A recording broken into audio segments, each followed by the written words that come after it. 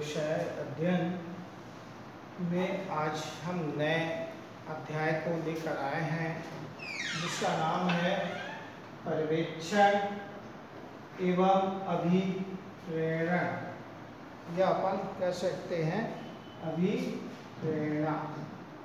तो पर्यवेक्षण और अभिप्रेरण हमने इससे पिछले कक्षा में हमने बताया था कि हमारा पिछला कक्षा जो था उसमें था निर्देशन और निर्देशन के बाद आता है पर्यवेक्षण।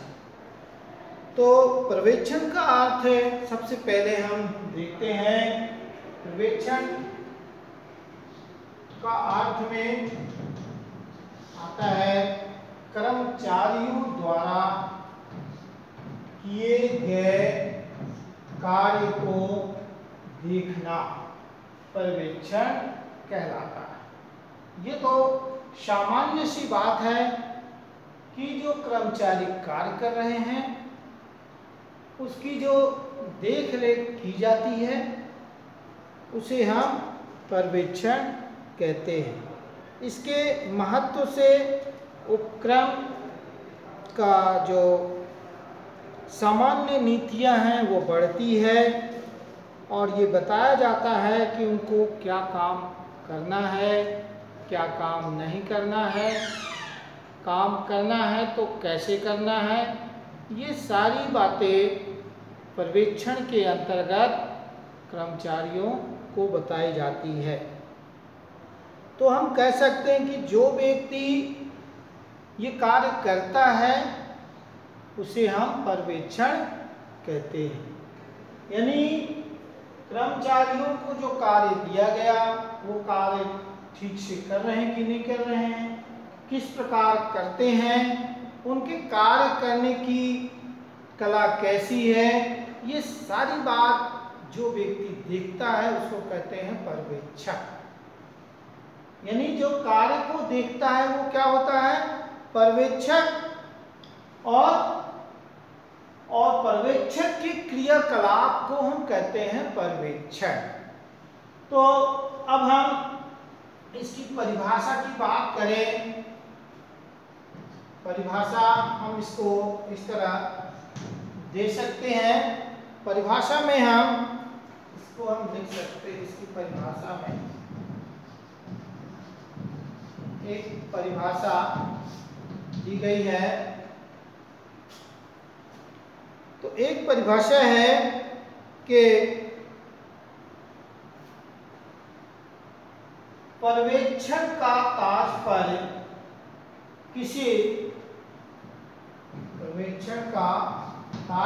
किसी कार्य के निष्पादन में अधीनस्थों को प्रत्यक्ष तथा तात्कालिक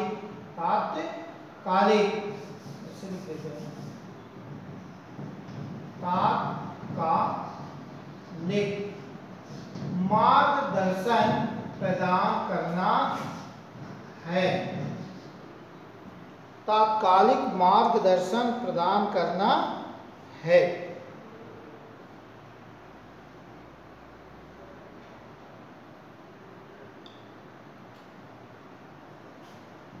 तात्कालिक मार्गदर्शन प्रदान करना है। यहाँ पर क्या करना है, पर्यवेक्षण का मतलब क्या है, किसी भी कार्य जो आपके अधीनस्थ हैं उनके कार्य की देखभाल करना और उन्हें कैसे कार्य करना है उसके बारे में उसे समझाना, तात्कालिक मार्गदर्शन देना, ये पर्यवेक्षण कहलाता है। इसी तरह से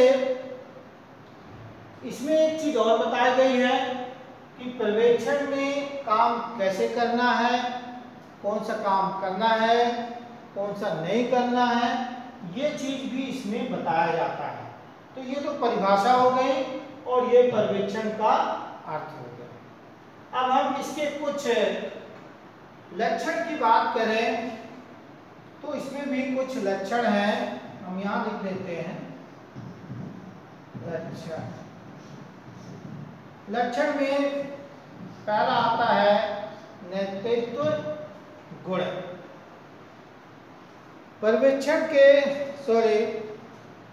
लक्षण अपन इसको नहीं कह सकते हैं, इसको अपन कह सकते हैं पर्यवेक्षण के तत्व।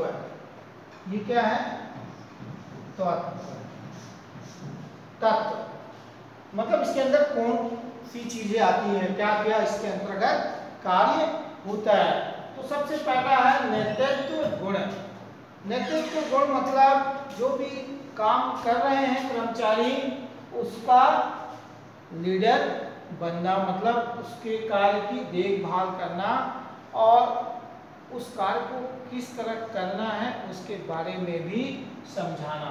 तो पहला इसमें तत्व आता है नेतृत्व का गुण होना चाहिए, मतलब कार्य आपको कैसे कराना है इसके बारे में भी आपको जानकारी होना चाहिए। अगर आप कार्य करा रहे हैं और आपको ये पता ही नहीं है कि हमको कैसे कराना है, तो आपके जो अधीनस्थ कर्मचारी हैं, आप जैसा रिजल्ट चाहते हैं उसके अनुसार वो कार्य नहीं कर पाएंगे। तो सबसे पहला आता है नेतृत्व का गुण होना चाहिए। दूसरी बात है इसमें, दूसरा जो तत्व है वो है सौहार्दपूर्ण वातावरण का सृजन करना। सौहार्दपूर्ण यानी हंसी खुशी का माहौल बनाना। अगर आप अपने कर्मचारियों से काम ले रहे हैं तो उसकी भी मानसिक स्थिति को देखना है। कभी कभी क्या होता है कि हम काम पे काम बताते जाते हैं और उसकी आर्थिक स्थिति को नहीं ध्यान देते हैं। मान लीजिए वो किसी कारण से वो परेशान है, कई महीनों से मान लो वेतन न मिला हो या कुछ ऐसी बातें हो, और हम उसके कार्य का बोझ बढ़ाते जाएंगे तो निश्चित है कि वो ठीक से कार्य नहीं कर पाएगा। हम उसकी समस्या को नहीं समझेंगे, सॉल्व करने का प्रयास नहीं करेंगे तो वो कार्य ठीक से नहीं करेगा। तो जब वो कार्य ठीक से नहीं करेगा तो निश्चित है कि आपका पर्यवेक्षण का कार्य भी ठीक से नहीं होगा। आप जैसे चाहेंगे वैसा कार्य नहीं प्राप्त कर पाएंगे। तो यहाँ पर ये बात को बहुत ही बारीकी से ध्यान दिया जाता है कि वातावरण जैसा भी हो, क्या है समय सबका एक जैसा नहीं होता है, लेकिन हमको कार्य भी करना है। तो कार्य कराने के लिए हम उन कर्मचारियों के बीच में उत्साहपूर्ण वातावरण पैदा करें, उनमें उत्साह का सृजन हो, जिससे कि कार्य समय पर और अच्छा हो। तो ये भी पर्यवेक्षण, जो पर्यवेक्षक होते हैं उनके अंदर की कला ये करा सकती है। तो इसमें दूसरा चीज यही बताया गया है कि सौहार्दपूर्ण वातावरण का सृजन करना पड़ता है, ऐसा वातावरण बनाना पड़ता है कि कर्मचारी हंसी खुशी से, या आपके जो अधीनस्थ व्यक्ति कार्य कर रहे हैं वो खुशी मन से कार्य को करें। तो ये तो हो गई आपकी वातावरण अच्छा करना। अब आता है हमारा तकनीकी, यानी ये तीसरा तत्व की हम बात करें, तकनीकी एवं प्रबंधकीय ज्ञान। ये चीज तकनीकी यानी टेक्नोलॉजी और प्रबंधकीय यानी जो आपको कार्य कैसे कराना है, मैनेज कैसे करना है, उसकी ज्ञान माने जानकारी होनी चाहिए। तो ये तीसरा हमारा तत्व आता है पर्यवेक्षण में, ये ज्ञान होना चाहिए। उसको तकनीकी का ज्ञान है और प्रबंधकीय ज्ञान है, तब उससे जो भी कार्य सौंपे जाएंगे वो अपने अकुशल कर्मचारियों से भी कार्य करा सकता है और अच्छा रिजल्ट दे सकता है। लेकिन अगर उनमें खुद में ये ज्ञान की कमी है तब वो कार्य ठीक से नहीं करा पाएंगे, और जब कार्य वो खुद नहीं जानते हैं कि कैसे कराना है, पर्यवेक्षक को ये अगर जानकारी नहीं है तो फिर वो अपने अधिकारियों से सहयोग लेकर कर सकते हैं, लेकिन जब उनको जानकारी रहेगा तभी वे अपने अधीनस्थ कर्मचारियों को ज्ञान दे करके जो भी प्रबंध की समस्या है उसका हल कर सकते हैं। तो तकनीकी और प्रबंधकीय ज्ञान भी होना आवश्यक है। तो ये तो हमारा पर्यवेक्षण का जो तीसरा तत्व है। इसके बाद एक चौथा भी तत्व इसके अंतर्गत माना गया है, वो है सृजनात्मक क्षमता।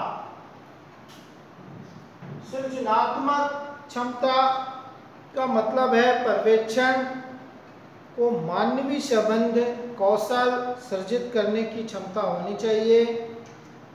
उनमें ये आभास होना चाहिए कि हम कुछ ऐसा करें जिससे कि फर्म को अधिक से अधिक फर्म में अधिक से अधिक उत्पादन हो और फर्म को ज़्यादा से ज़्यादा लाभ प्राप्त हो सके। वो इस तरह की मानवीय भावनाएं बनाएं और कह सकते हैं कि लोगों में व्यक्तिगत रूप से व्यवहार उनका अच्छा रहे, तभी वे अपने अधीनस्थ से कार्य ले सकते हैं। तो ये हमने कुछ पॉइंट बताए जो पर्यवेक्षण के अंतर्गत आते हैं।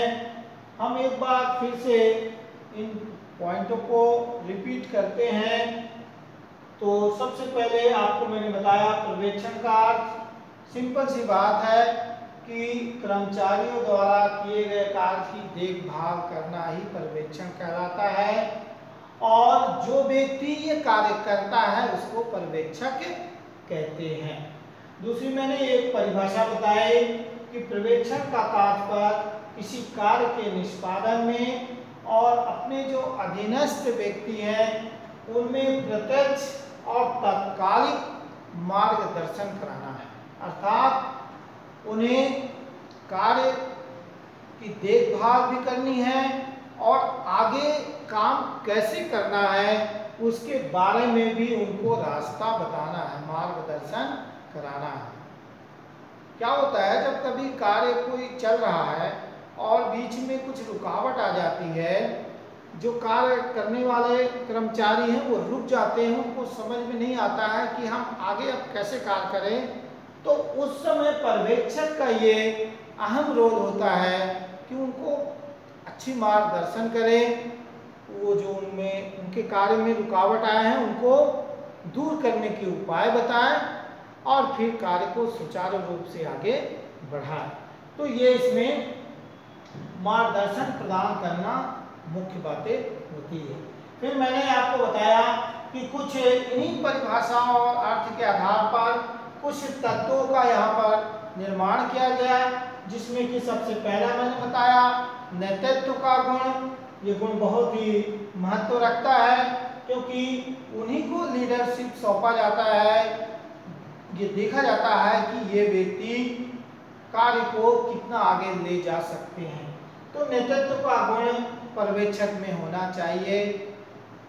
दूसरी चीज मैंने बताया कि सौहार्दपूर्ण वातावरण का सृजन, वातावरण हंसी खुशी का माहौल पैदा करने में वो निपुण अगर है पर्यवेक्षक तो निश्चित रूप पर उसके पर्यवेक्षण का कार्य बहुत अच्छा होगा।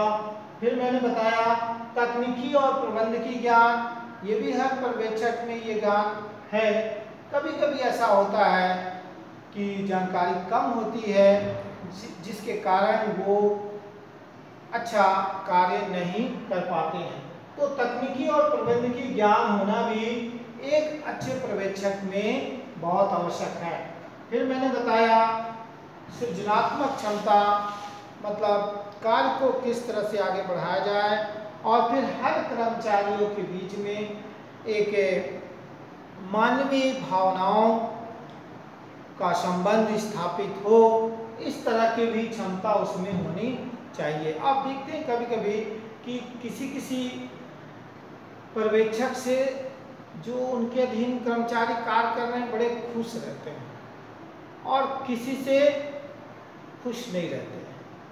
अलग से उनको कोई वेतन नहीं मिलता है, या अलग से उनसे कोई काम नहीं कराया जाता, लेकिन उनका जो सृजनात्मक क्षमता है, यानी कि कर्मचारियों के बीच में जो मानसिक एकरूपता का कहा जाए कि उनमें एक संबंध स्थापित करने की जो क्षमता है, वो उनके व्यक्तिगत समस्या से, यानी कि वो व्यक्तिगत संपर्क रखते हैं, जैसा उनका लगता है कि हमारा एक घरेलू संबंध है। तो इस तरह का किसी किसी में पाया जाता है। तो यहाँ पर ये कह रहा है भाई ये तो व्यवसाय है, हर कंपनी चाहेगा कि हमारे ऐसे पर्यवेक्षक मिले जिससे सब कर्मचारी खुश रहे और कभी हड़ताल ना हो, काम भी समय समय पर होता रहे, हमारा उत्पादन का कार्य कभी बंद ना हो, हर कोई चाहता है। लेकिन ये मिलना स्वाभाविक नहीं है, किसी किसी में होता है। चलिए, तो ये तो मैंने आपको पर्यवेक्षण के अर्थ और परिभाषा बता दिए और कुछ इसके तत्व मैंने बताया। अब हम इससे संबंधित कुछ प्रश्न भी आपको दे रहे हैं, जिसमें सबसे पहला प्रश्न आपका रहेगा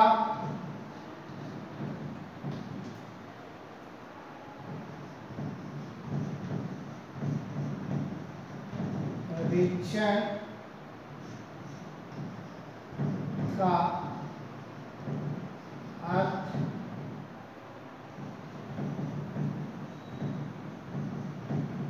समझाइए। ठीक है, और दूसरा प्रश्न आप नोट कर लीजिए कि एक पर्यवेक्षण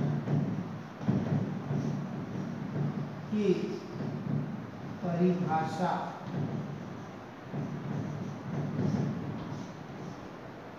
लिखे। एक ही परिभाषा आपको देना है। और ये आपका तीसरा प्रश्न आपका है कि पर्यवेक्षण के कोई दो